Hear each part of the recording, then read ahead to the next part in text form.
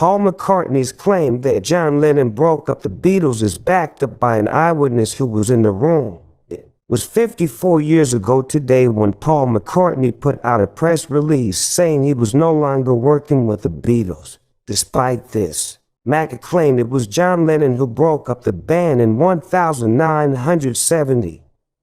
Speaking previously with BBC Radio 4, the 81-year-old said, "I'm not the person who instigated the split.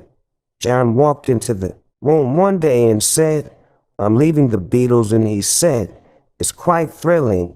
It's like a divorce.' And then we were there to pick up the pieces. I didn't instigate the split. That was our Johnny coming in one day and saying, 'I'm leaving the group.'" Davies claimed Lennon would sit around idle for days, half stoned and staring into space in total silence.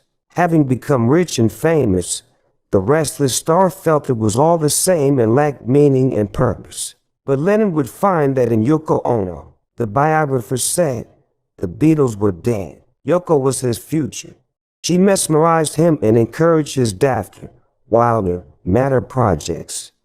In contrast, the author claimed that McCartney was distraught upon Lennon saying he was leaving and that Mac was still in love with everything to do with the Beatles, loved making the albums, loved writing, loved performing, although the Beatles had stopped their public concerts by then. Davies remembered McCartney saying to him, "When the Beatles split up, I felt on the rocks. I was accused of walking out on them, which I never did. I think we were all pretty weird at the time because of the court cases. I'd ring John and he would say, 'Don't bother me.'